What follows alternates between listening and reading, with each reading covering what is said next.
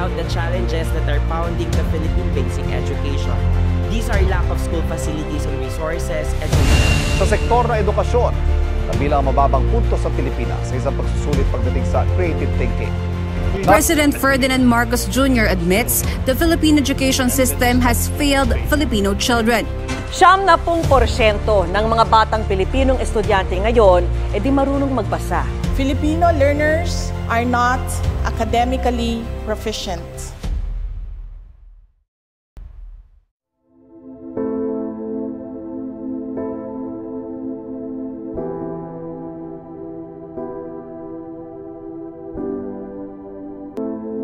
Naniniwala ka bang ang edukasyon ang pundasyon ng iyong hinaharap? Pero paano kung isa ka sa mga hindi nabigyan ng oportunidad na makapag-aral? Paano kung ang pangarap mong makapagtapos ng pag-aaral ay napapako dahil sa mga salik na hindi mo kayang kontrolin? Mga saloobin ng magulang, kakulangan sa yaman, at ang kakulangan ng akses sa tamang edukasyon? Sa ating panahon ngayon, parami ng parami ang mga taong salat sa buhay.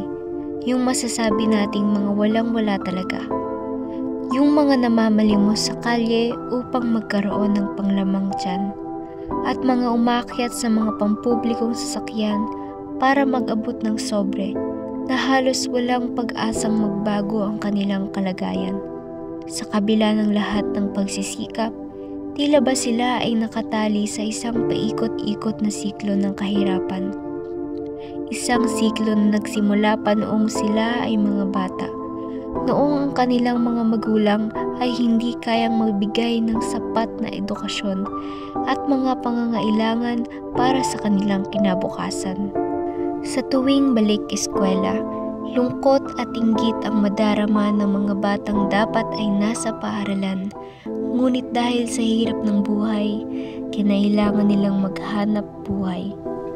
Sila ang mga batang tuwing umaga ay hindi na umaabot sa unang hapon ng klase, kundi naglalakad patungo sa mga pabrika o mga kalsada upang maghanap ng kita.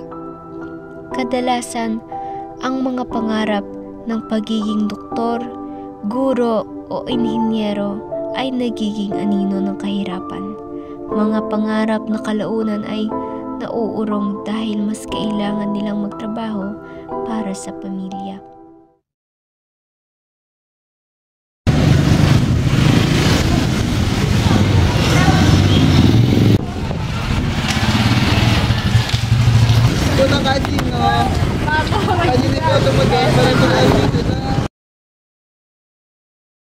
Ano po para sa inyong edukasyon?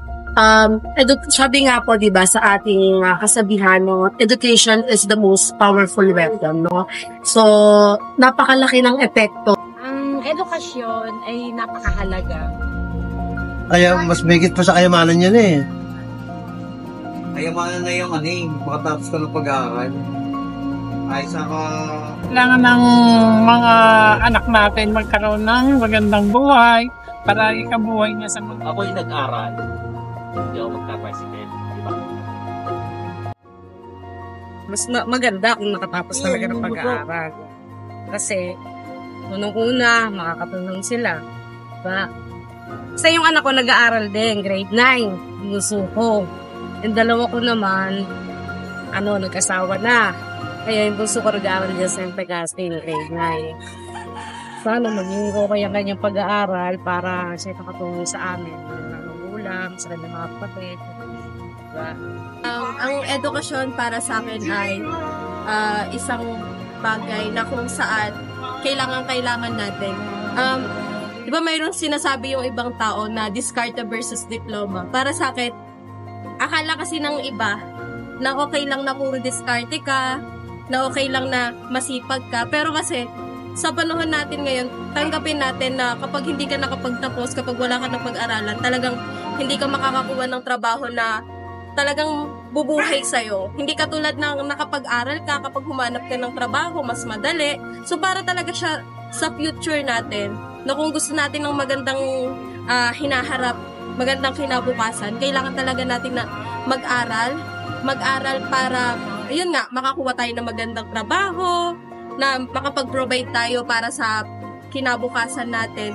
And yun nga, para naman sa atin yun eh. Hindi naman yun para may masabi lang nakapag-aral ako. Kumbaga parang may title ka lang. Para sa atin yun. Na yun nga, mabuhay tayo ng masaya, mabuhay tayo ng may pera. Para doon talaga yan, kailangan natin maging practical. So yun, ang edukasyon para sa akin ay mahalaga at parte ng buhay ng bawat isa.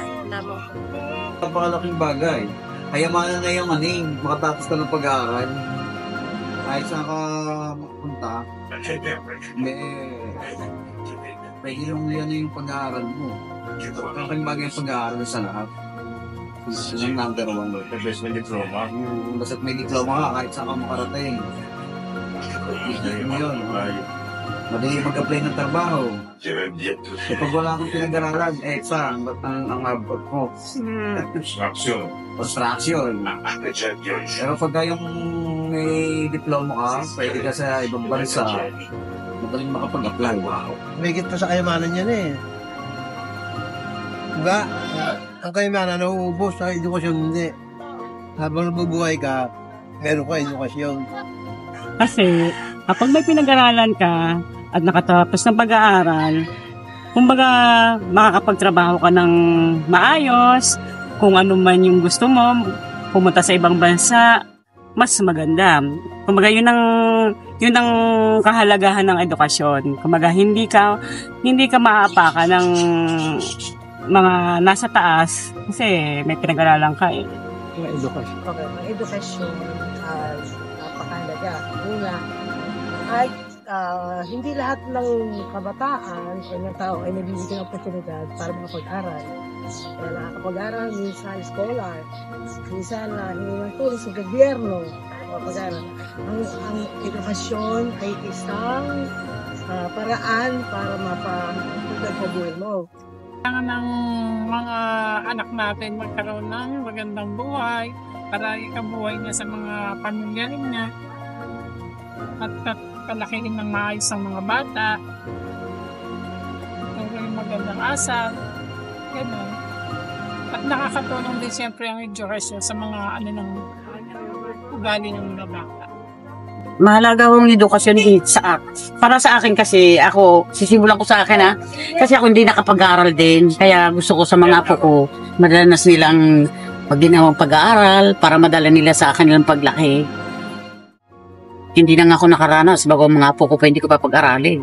Diba? Kapag nakapag-aral ka at nakatapos ka ng pag-aaral, someday makakakuha ka ng trabaho.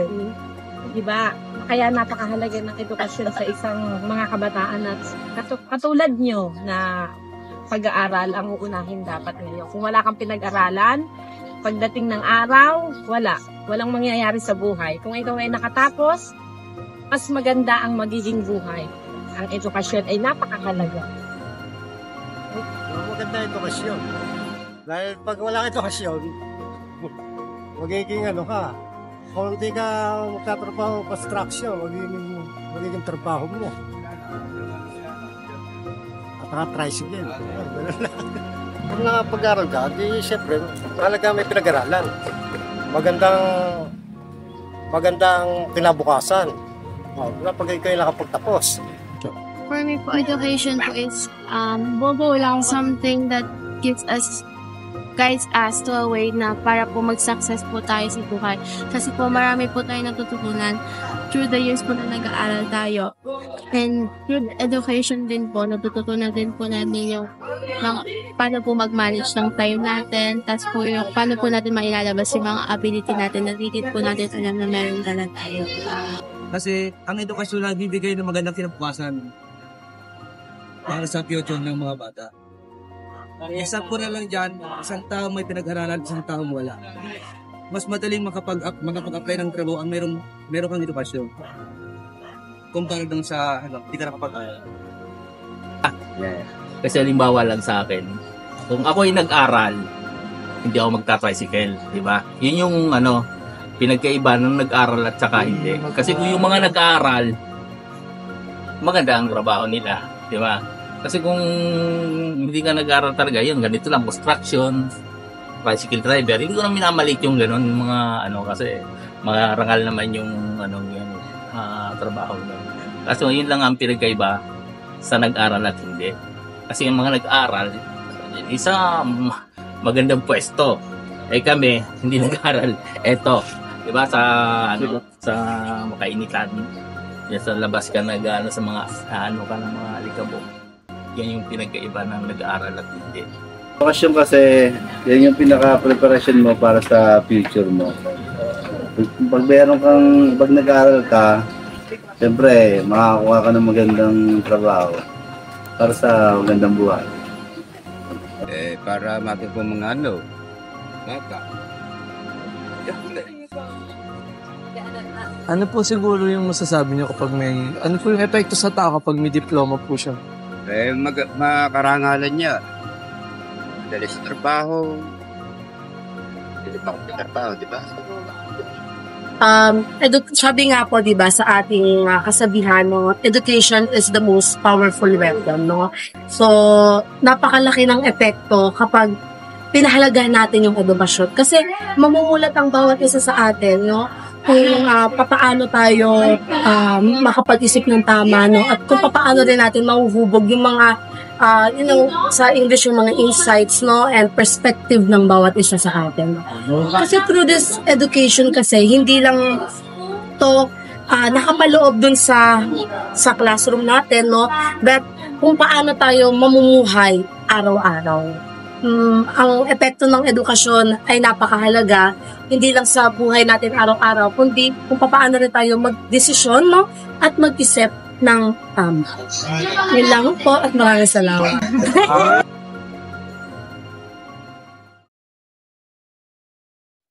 Huwag nating kalimutan na ang edukasyon ang pangunahing susi upang makaalis sa kahirapan. Para makatulong sa mga magulang ko. Para po makita ko yung mapagtrabaho po ako ng mabuti. Ngunit, paano magiging susi ang edukasyon kung hindi ito naaabot ng mga tao na mas sikit na nangangailangan? Mahirap pumasok sa school kasi po maglalakad ka pa papunta sa school. Maraming kabataan ang nawawala sa sistema ng edukasyon dahil sa matinding hamon na dulot ng kalagayan ng kanilang pamilya. Ang ilang mga magulang ay hindi kayang tustusan ng kanilang pangangailangan sa eskwela. Samantalang ang iba naman ay nagiging sagabal ang mga ganitong kalagayan sa kanilang pisikal at mental na kalusugan.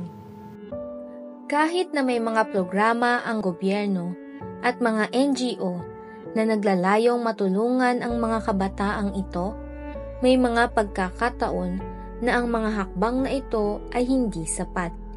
Nangyayari ito dahil ang mga hakbang na naglalayong mapabuti ang edukasyon ay kadalasang napuputol sa kakulangan sa pondo, at ang mga magulang na nangangailangan ng pangtusto sa pang-araw-araw na pangangailangan ay madalas walang sapat na kaalaman tungkol sa mga serbisyong pang-edukasyon na maaari nilang makuha.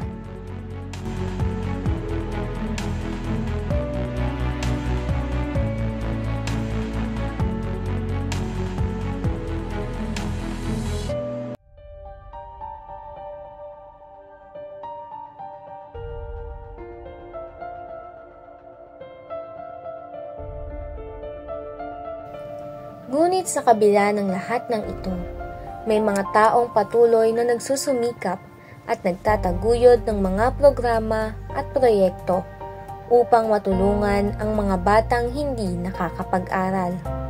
May mga paaralan at komunidad na nagsasama-sama upang magbigay ng libreng edukasyon, mga scholarship at iba pang mga tulong pinansyal upang matulungan ang mga kabataang nangangailangan. Ang bawat hakbang na ito, bagamat maliit, ay isang malaking tulong na nagpapakita na ang edukasyon ay hindi lamang karapatan, kundi isang pagkakataon para sa pagbabago. Isang pagkakataon na magbibigay pag-asa sa bawat isa.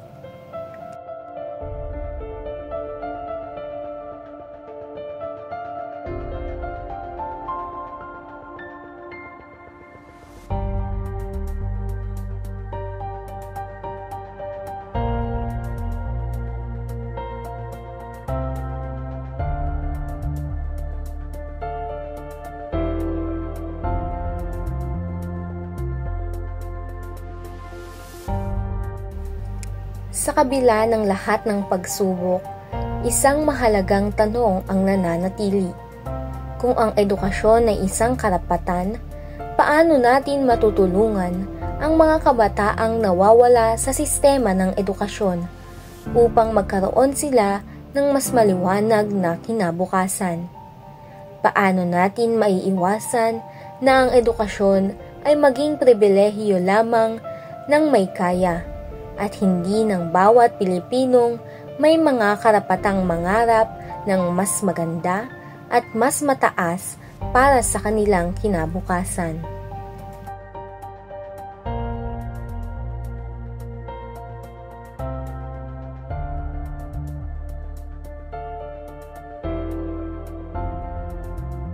Ito ang hamon na hinaharap natin. Ang edukasyon ay hindi lamang isang pondo o isang proyekto. Ito ay isang misyon upang matulungan ang bawat batang Pilipino na makamtan ang kanilang pinakamataas na potensyal at makapag-ambag sa pag-unlad ng ating bansa.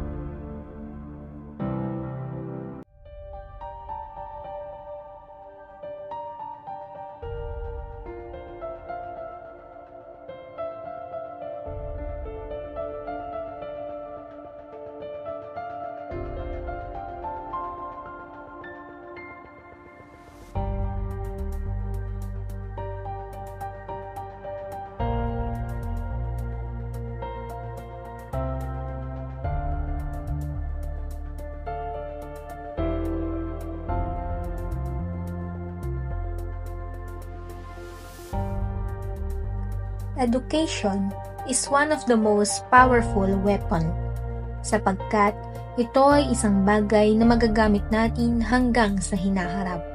Sa pamamagitan ng edukasyon, maaari nating maiangat ang ating estado sa buhay at makamtan ang maraming oportunidad. Kapag tayo ay may edukasyon, masisiguro ang ating kinabukasan sapagkat ito ang pundasyon ng ating hinaharap. Hindi ang pera o yaman ang tunay na susi, kundi ang edukasyon.